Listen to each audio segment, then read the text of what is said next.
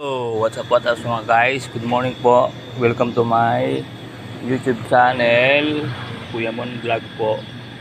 Aga kong ngayon gumising muna. Tagal ko lang din na pagmamasdan ng umaga rin sa lugar ko kasi madalas nasa ibang bahay ako. Minsan naman maaga yung lakad ko. Videohan naman natin ngayong umaga tong bahay ko. Itong lugar ko. Ito po, nilabas po tricycle ko, maglalaba doon kasi misis ko ngayon, kaya maghapon akong magpapantay sa tindahan ngayon. Nilabas ko muna dito muna pinark. Tinanggal ko muna doon sa garahehan niya para maluwag siya ron sa labahan. Mamaya wala na siguro ipapasok, pagtapos na po siya maglaba. Yan, lakad-lakad po tayo ha. Ayan. Ayan po.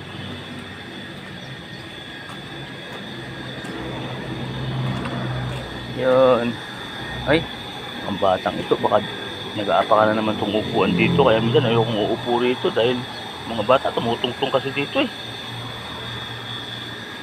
pag may kumpulan sila rito nakatungtong sila dyan ay nako mga bata yung tumupo daw makaupo. Ayan, balik na tayo sa tinda muna, tapos kape, tapos kape, diretso kape na tuloy. Sige po mga guys, nandito muna, tuloy ko na lang po mamaya. Guys, dito na ako, nakapasok na, nakakape na ako muna.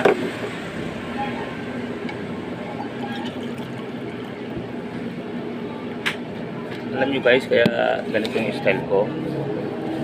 Nasisita nga ako lagi ng kasama ko rito kasi ang dami-dami ko lagayan ng kapihan. Kasi kaya ganito ginagawa ko. Ito kasi para siyang thermos. Pagka pasalin-salin lang ako unti-unti. Kasi di ba yung isang tasang kape, minsan pagka nagtimpla kasi isang tasang ganyan, pag nakakalahati ka na, hindi mo na may enjoy ang kalahati, malamig na Masarap kasi i-enjoy mo sa kape yung naka-warm siya. Hindi siya sobrang init pero warm. Di ba pangkaraniwan bago maubos, malamig pa sa ilong ng pusa. Kasi siyempre minsan may bibili o kaya may gagawin. Kapag ganyan mo, huy, lamig na. Iba yung habang iniinom mo siya na na-enjoy mo yung moment ng warm ng kape. Kaya ginagawa ko, dito ko titimplahin tapos sasalin ko rito pakakalahati. Parang kumbaga sa pa-shot-shot. Dati pa po yun salitang pa-shot-shot sa nung umiinom pa po ako. Kumbaga yung kape. Pakakalahati lang kaya naiinom mo siya warm. Di ba mga guys? Wala lang, may maikwento lang. Maganda guys, gayahin nyo.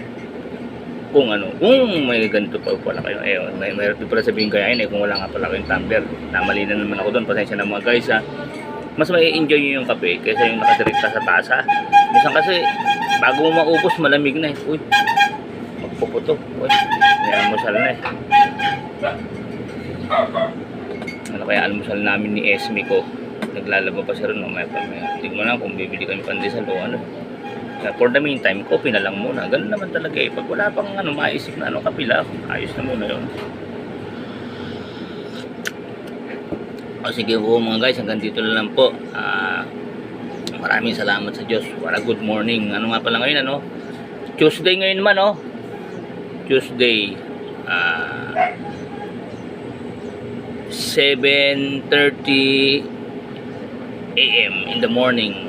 Nandito po ako sa tindahan namin. Ang misis ko naman nandun sa likod nag-aayos ng nagkakamada ng lalabhan niya para mamaya tuloy-tuloy na ganun po rito maaga kami nag-iipon ng tubig para magawa niya. Tsaka para bago umaraw, habol mo yung sikat ng araw. Maganda kasi sa damit yung habol mo yung sikat ng araw. Iba yung amoy ng damit pagka naarawan presko, mabango, tsaka masarap isuot. Kaya kailangan mahabol ang sikat ng araw. Diba mga guys? Dito na lang po. Maraming salamat po. Kaya po ng dati. Keep safe, keep healthy.